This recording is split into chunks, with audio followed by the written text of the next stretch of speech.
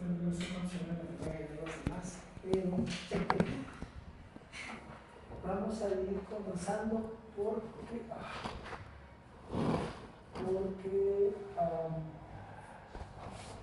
como bueno, se perdió la sesión anterior porque andaba yo muriendo, vamos a retomar para entrar al tema del análisis de las ideas fundamentales. Y para ir de manera más o menos lenta, ¿no? En este caso, porque, bueno, como ya comentamos, un poco la idea es clarificar, ¿no? Lo que está diciendo Rawls. Creo que como autor es relativamente claro, pero más bien es un poco ponerlo en el contexto de ver los alcances del planteamiento que Rawls nos hace. Y en ese sentido, el día de hoy vamos a comenzar con la idea de la sociedad como sistema equitativo de cooperación y a ver hasta dónde llegamos.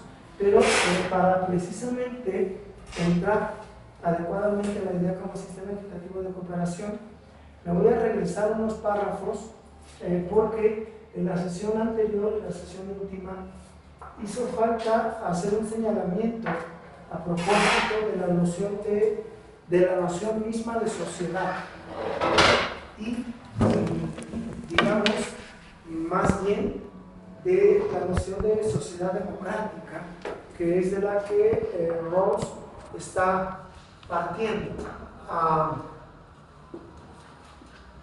Lo que señala Rawls, y por eso lo quiero retomar, porque se me pasó hacer dos aclaraciones, dos matices que son importantes para la discusión posterior. Lo que señala Rawls, si recuerdan, es que una sociedad democrática, primero dice, no es ni puede ser una comunidad. Eso es lo primero que establece, es distinta de una comunidad. ¿Por qué?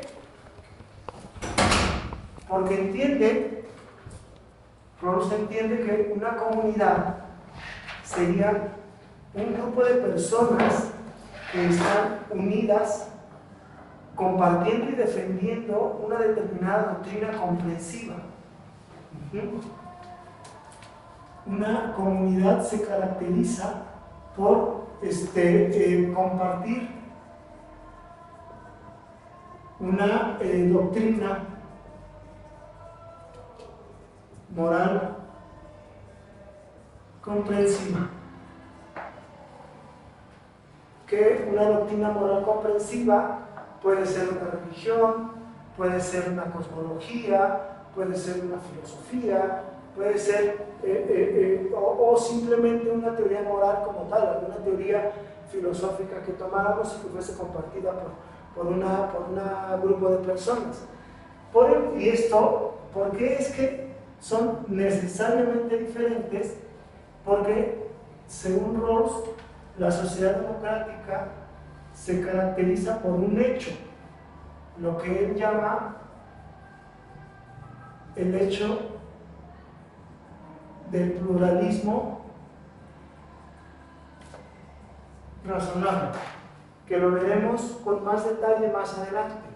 Aquí lo que quiero enfatizar es que Rawls no está planteando, en esta concepción, no está planteando el pluralismo razonable como un objetivo, como un ideal, sino como un hecho característico de una sociedad democrática. Es algo que ya está ahí y que forma parte de la sociedad democrática en cuanto tal. Esto es, el pluralismo razonable lo que implica es que hay las personas que conforman la sociedad democrática no comparten una sola doctrina, como aquellas, una sola doctrina moral comprensiva, sino que más bien lo que caracteriza a la sociedad democrática es que más bien, diría aquí, más bien hay varias doctrinas morales comprensivas razonables. Y entonces, precisamente, en todo caso, lo que podría compartir una sociedad democrática es una concepción política acerca de ciertos valores. En este caso estamos concentrados en la justicia, pero podríamos pensar en algún otro tipo de valor, ¿no? Entonces, lo que se comparte, ¿sí? Lo que se comparte es una visión política.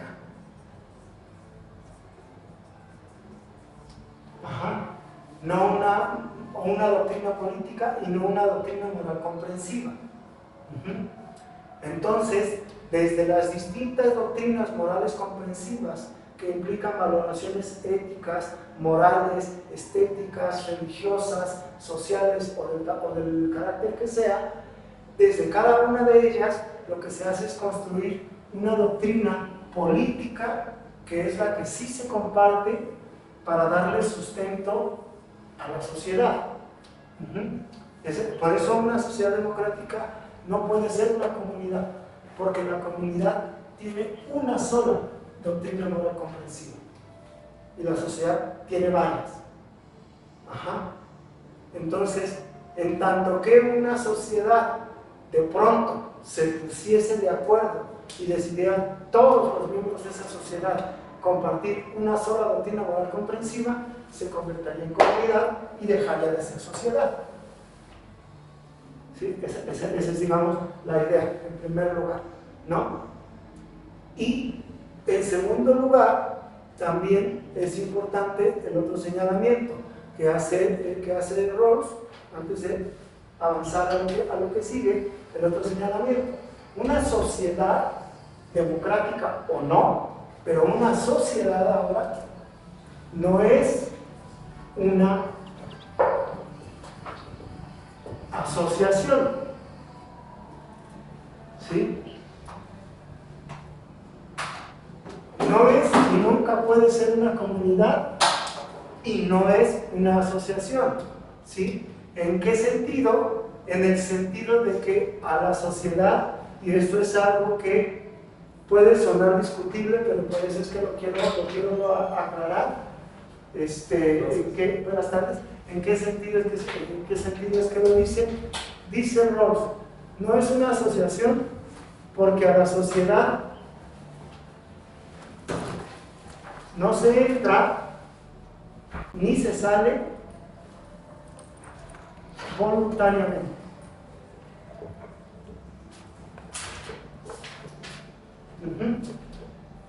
Esto es, la idea es que uno a las asociaciones entra cuando quiere, ¿sí?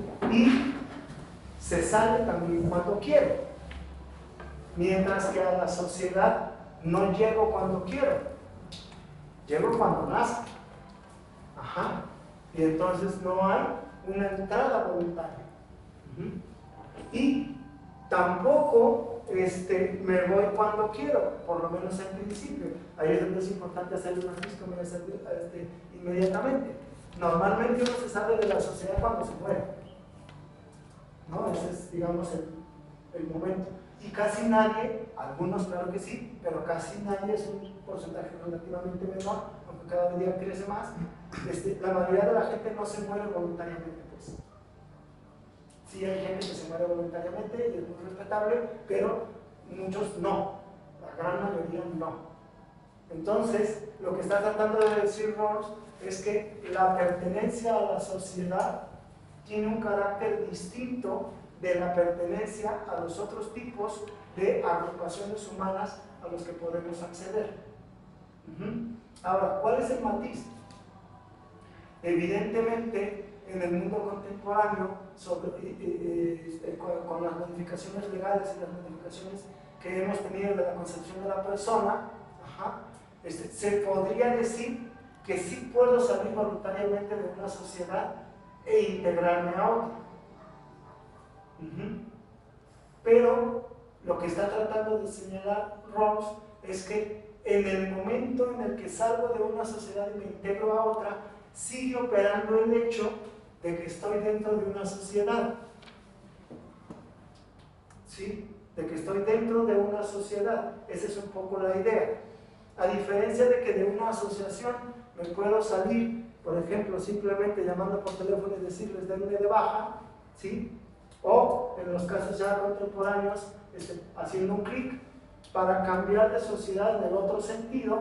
Es todo un proceso de migración, de papeleo, de todo esto, de integración a los valores, a las normas de esa otra sociedad en la que quiero entrar, y en ese sentido se vuelve mucho más complicado.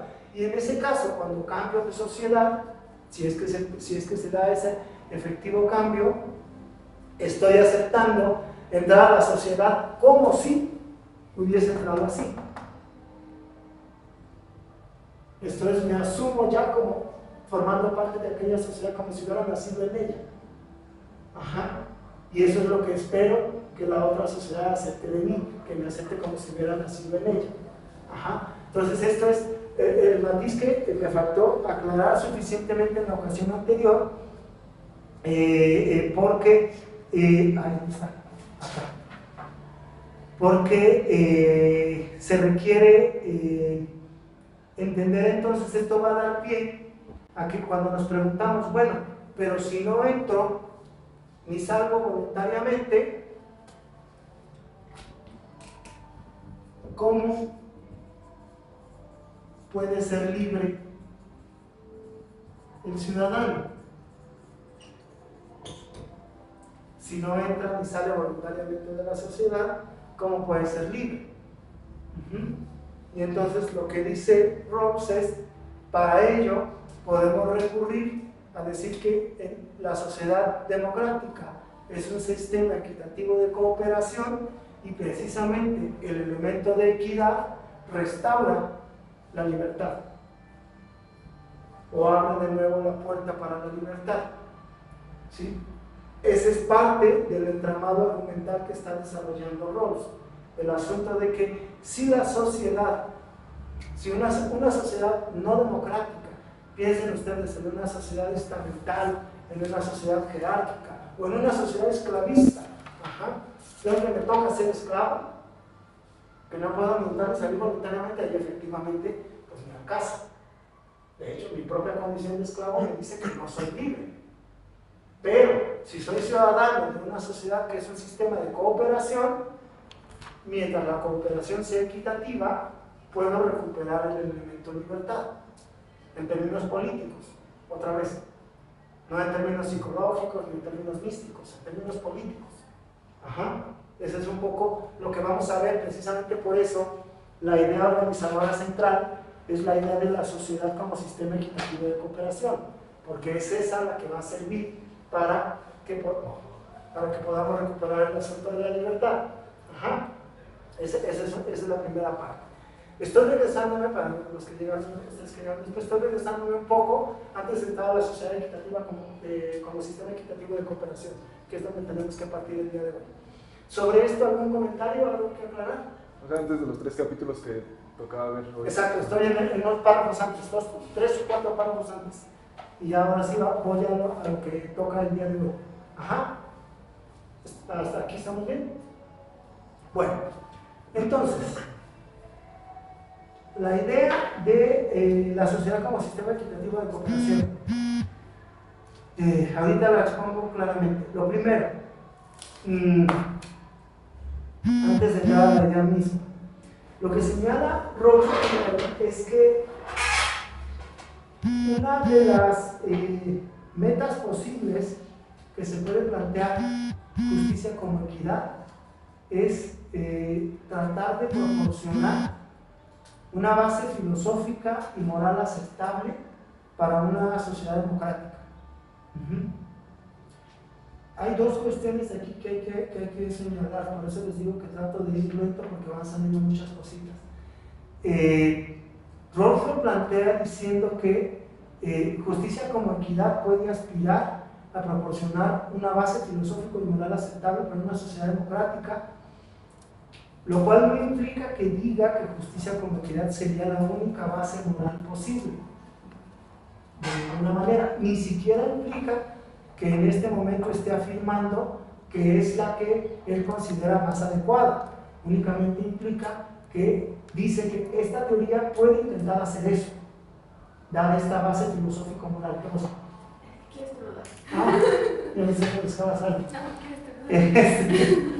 ¿quieres saludar? Puede dar esa base filosófico-moral para poder intentar resolver o por lo menos enfrentar la cuestión de las demandas de libertad y de igualdad que surgen en una sociedad democrática.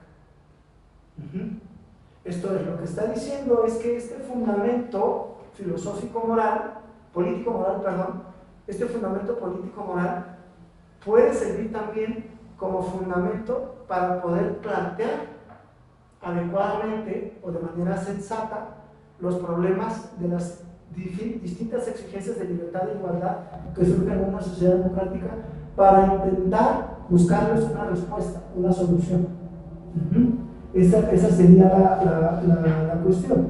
Y el siguiente concepto complicado que va a manejar, voy a borrar esto, es que dice Rawls que para eso hay que partir o ver parte de fijarse en la cultura política pública de una sociedad.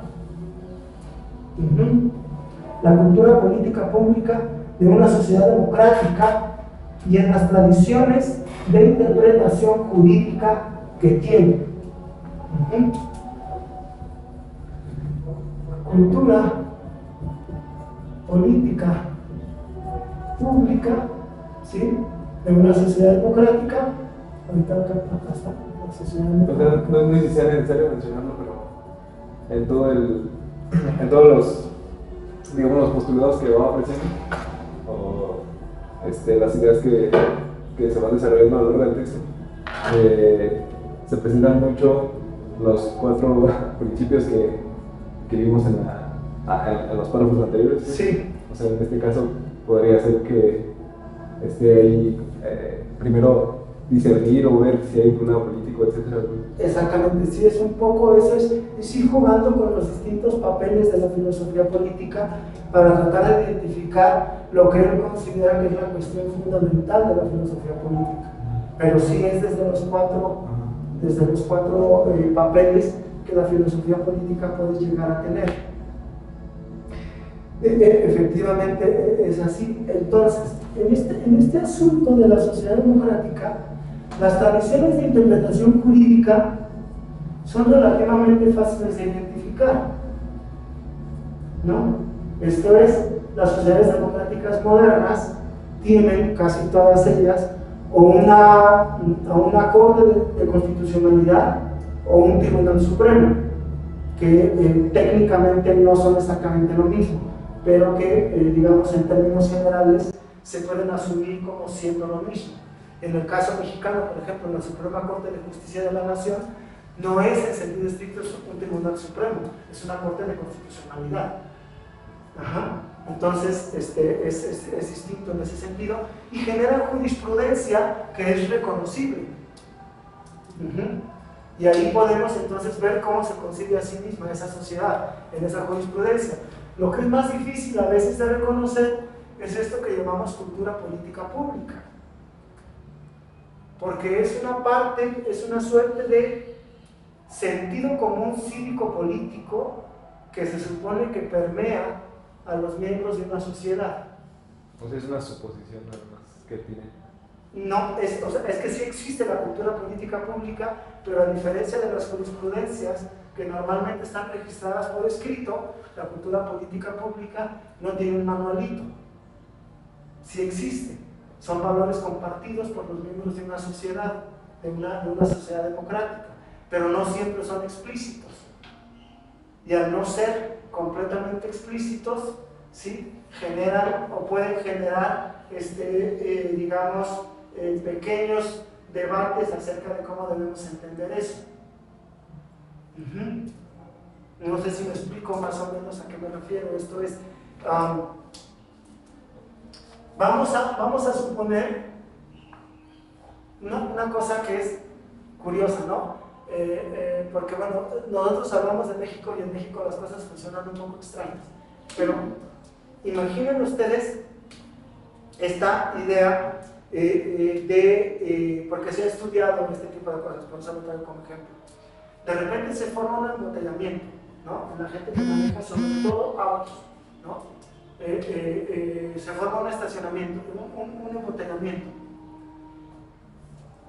Cuando tienes automovilistas que se salen de la fila y se tratan de meter en el otro, hasta ver adelante, bloqueando el otro carril, ¿sí? Eso te está indicando una falla en la forma de concebir el asunto del orden en el que nos tenemos que mover para no estorbarnos y no causarnos problemas. Si ya quedamos en fila, una cultura política pública, por ejemplo, te dice, pues respetas el orden de la fila y vas avanzando y hasta que te toca. Ahí ya se está reflejando un valor político. En algo que parece tan tonto, ya se está reflejando un valor político. Porque estamos aceptando intuitivamente que el servicio al que queremos acceder o el bien al que queremos acceder está disponible en el orden en el que vayamos llegando. Y para eso hacemos una fila. Y entonces respetamos el orden en el que vamos llegando y vamos logrando que cada quien acceda al bien sin que se arme la pelotera en la ventanilla, ¿no? A eso se refiere, son ese tipo de valores que les digo pueden parecer muy tontos, pero que se traducen en cosas más grandes cuando vamos avanzando, ¿sí? Porque finalmente, si te saltas el lugar en la fila de las tortillas, a lo mejor nada más se arma una poca discusión ahí entre todos los que están y que saquen que la fregada que está, y ya, ¿no? Pero más o menos. Pero si te metes en un embotellamiento, puedes provocar un embotellamiento muchísimo mayor, o puedes provocar un accidente. Sí. Sí, lo que me refería con suposición es que, bueno, ahí lo menciona esa palabra, pues, que tiene una suposición del sentido en general de la justicia, derivada de la cultura política pública. Claro, pero quien tiene la suposición son los ciudadanos, ¿no? Sí, los ciudadanos. Los ciudadanos, sí. Entonces, esto va a generar una serie de suposiciones en esa lógica. Ajá.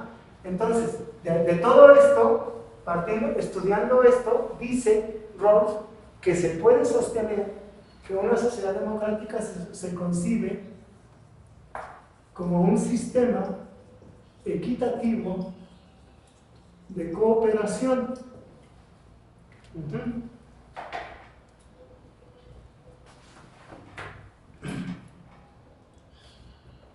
A lo largo del tiempo, de una generación a la siguiente, de cooperación social. Aquí quería poner social. También me llamó la atención que sea de una generación a la siguiente. Sí. O sea, quiere decir que es cambiante. Más bien quiere decir que estos principios de la cooperación equitativa no valen solo para mí, sino que valen también para la siguiente generación, y para la siguiente generación, y para la siguiente generación. A menos que efectivamente en un momento se decidan cambiar, pero no implementamos unos principios nada más para nosotros, para nuestro momento. Cuando estamos en este tipo de discusiones, implementamos principios para que se mantengan en el tiempo. Porque estamos pensando en una sociedad que no se va a acabar cuando yo me muera. Estamos pensando en una sociedad que no se va a acabar mañana. Entonces, esto es, si ustedes ven en términos de, si lo pensáramos en términos de técnica legislativa, ahora que se discutió, por ejemplo, o medio se discutió, lo de la Guardia Nacional, por ejemplo. La Guardia Nacional, por eso se lleva hasta la Constitución, porque la Guardia Nacional es para que se quede. ¿Sí? Lo que quedaron con un término de solamente 5 años es que en 5 años, en lo que se supone que se está formando la Guardia, el titular del Ejecutivo va a poder utilizar a las Fuerzas Armadas en funciones de seguridad pública. 5 años solamente. ¿Por qué esos 5 años solamente? Porque ese sí no queremos que se quede. Eso no forma parte del sistema como sociedad. Eso es transitorio en lo que llegamos a lo que sí queremos. Pero cuando llegamos a lo que sí queremos, eso ya se va a quedar. Por eso es a lo largo del tiempo y de una generación a la siguiente. Esto también abre la puerta, esto es importante, esto también abre la puerta, por ejemplo, a si estuviésemos discutiendo la justicia de determinadas políticas ecológicas. De repente, ¿por qué puede ser justo adoptar una medida ecológica? No porque me vaya a obtener un beneficio directo a mí a lo mejor me va a causar una molestia, pero visto yo como parte de una sociedad, tengo una responsabilidad con las generaciones que vienen atrás de mí, porque ellos también forman parte de la sociedad y también con ellos tengo un sistema de cooperación, ¿no? Entonces esto nos va dando distintas dimensiones de las discusiones en ese sentido, ¿sí me explico? ¿No? Entonces, por eso es importante el asunto del tiempo y de las generaciones. Y entonces, insiste, la idea es que vamos a partir de aquí, de esta noción, que ahorita vamos a explicar un poco en lo que va, para, como idea organizadora central. Esta va a ser la idea organizadora central, la idea del sistema equitativo, la sociedad como sistema equitativo de cooperación. Esta es la idea organizadora central. Alrededor de ella, en la construcción que hace Rawls, alrededor de ella se van a empezar a organizar las demás para abarcar todo lo que quiere abarcar, pero el eje es este, lo cual significa también que si que una manera, que quizás la manera más efectiva de desbaratar el planteamiento de Rawls es demostrar que la sociedad no es ni debe ser concebida como un sistema equitativo de cooperación,